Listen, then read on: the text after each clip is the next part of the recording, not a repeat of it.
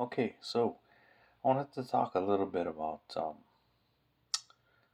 the fog and confusion. Um, the other day I went for a walk and the fog finally found me in the area where I live. And there'd been talk for a while before that, a few weeks, about on social media, I guess, about this fog, this mysterious fog that people are saying it's giving people like medical conditions and um, how it has some strange chemical um, odor to it, and how it's not like regular fog, and how there's no moisture to it, and all these things. And um, I hadn't experienced it at all. And the other day I went for a walk, and there was the fog, right? And so, except here's my thing.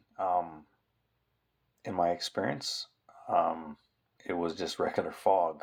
Um, you know, it was there was a little bit of moisture to it. It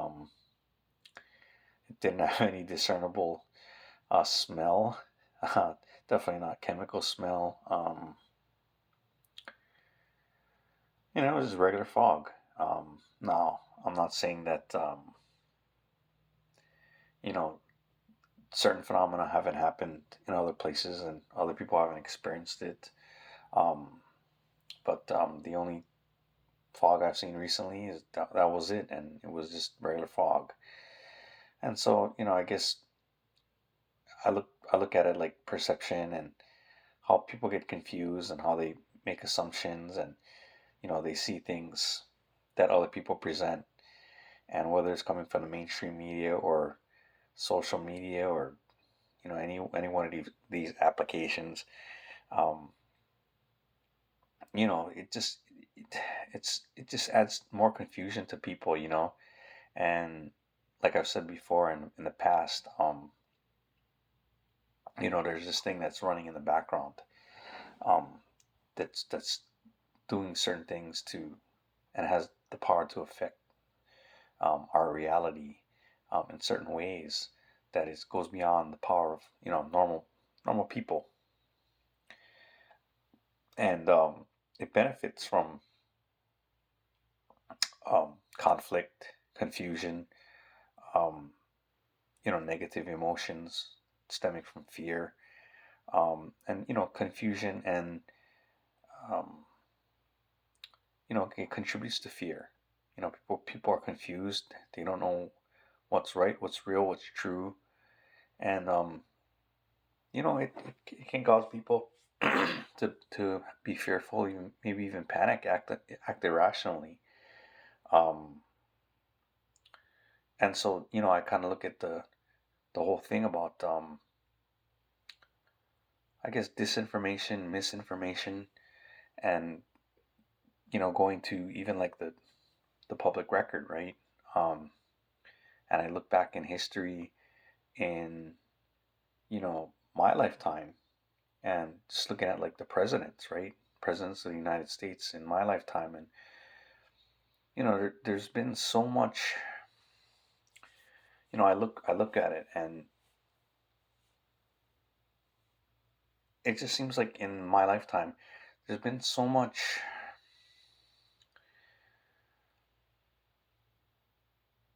I don't really know how to describe it. Like it's so the histories of these men is so, it tends to be so convoluted, from like Donald Trump, his family, sometime in a few generations, they changed their name. Trump is not the family name. They changed it from, I think it's Drumpf, to Trump. Um, you may say, well, that's to simplify it and make it easier to pronounce, or make it more simple for people to, you know, see it, see it as a more common thing, or I don't know, for whatever reason. But you look back, and they changed their family name. Um, going back to, from, and even the whole process of, we had a president that, you know, wasn't even wasn't even elected, ended up being president, right? I mean, um, Gerald Ford, ended up, being the president when Nixon resigned, but he wasn't even elected as the vice president. He was simply, he was appointed vice president. Um, before the whole, you know, situation that they poses, you know, poses Watergate and all the circumstances surrounding it, because the vice president had already, you know, Agnew had already been, resigned.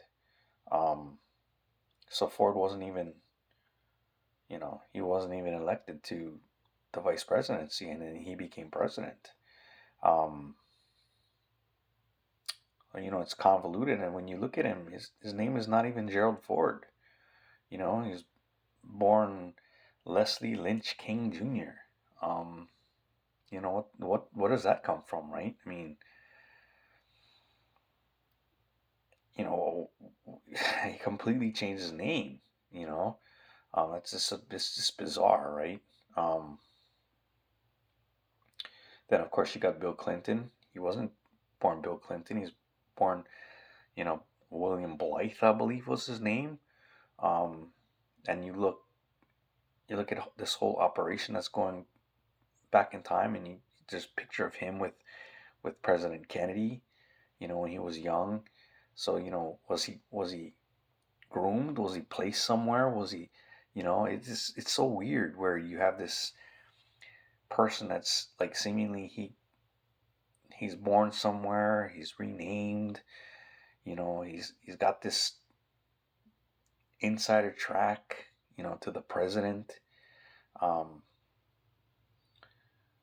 just these convoluted stories that come along, and then then you move on to Obama, and there's all this irregularities about him. Like we don't know who his father is, and we don't know where he was born for sure. And he went to school here, and he doesn't speak the language, and he ends up living in Hawaii for a while, and um, supposedly he goes to like all these like colleges, and apparently he gets into like this Ivy League schools, and like there's no real good, people don't even really know who his parents are, who his father is, and everything, and it's just all convoluted, right? Um, it seems like, okay, well, somebody's got their man in place, and they're grooming him from a very young age to be this puppet, right? To take this role on, and to play the part of the president of the United States, or whatever post they end up taking, in this, systems that we have of governments, you know, um, and it's just, like I said, it's fog for the mind. It's confusion. We don't even know who these people are. Um, Seemingly they just come out of nowhere. Um, but then that just goes back to something I talked about before. And there's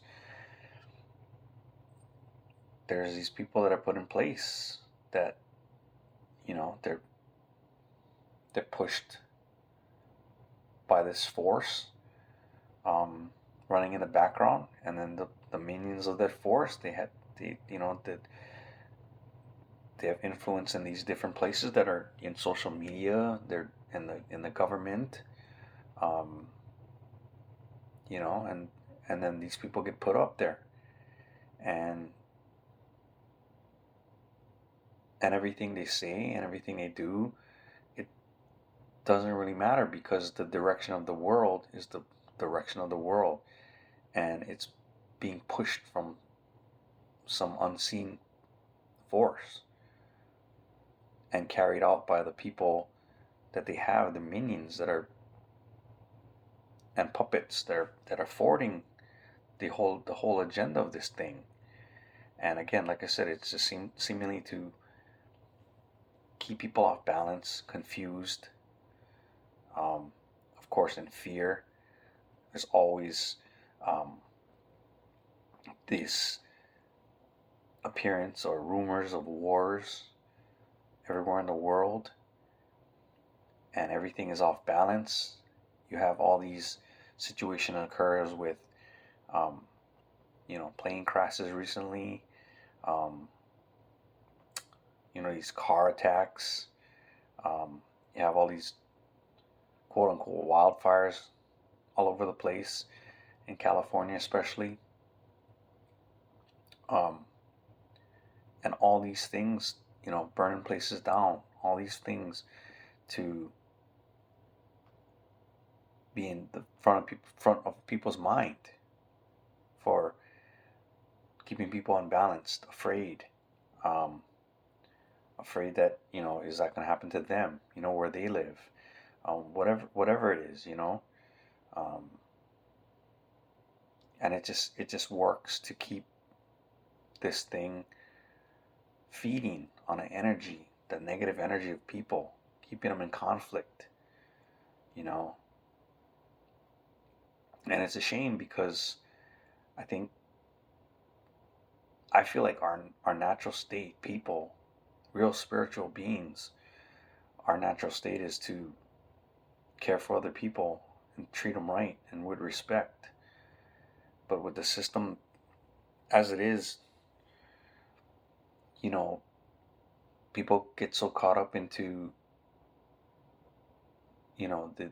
the Maya of existence, right? Like this dream that we're living here, the quote unquote real world. They get so deep into it that the way the system is set up, it's just dog eat dog world, right? And it's you know you're looking out for number one, and um, you know you do whatever you got to do to whatever the excuse is, right? Feed your family, or you know um, stay ahead of the game, or you know pay your mortgage, or whatever the justification is, right? For people to take advantage of others or deceive people, um, and it's a shame because I don't think that's the nature of real spiritual beings. I don't think it is. I know that there's times that anyone can fall into that kind of thing because like I said before, we need to pay to live, you know um, but there's just so much confusion, so much, like I said before, like a fog, that seems like it's come down upon the general population of people, and it's just sad to see. But I don't think that it's a permanent situation, and I think if people if people can you know put out their best self and live in the world and be the person that they should be, be their best self. I think that it can catch on. I think that people have a chance to see that and say, hey, that's a good way to live.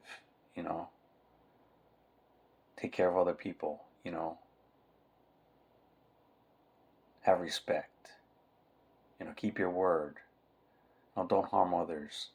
These are the things that they're the most important things, and not to be afraid. I mean, yeah, there's a lot of things that are reported on in mainstream media, and you look on the internet, but how many of these things are actually happening to you directly? How much of it is you know, blown up out of proportion. How much of it is sensationalized. And if it's, if you're not directly affected, then, don't be afraid. Just don't let that fog take you over. Don't be confused about, you know, doing your best and holding on to that spiritual side, you know, um, and just enjoy the experience. Just walk the path. And I guess that's it for this one. I'll talk later. Thanks.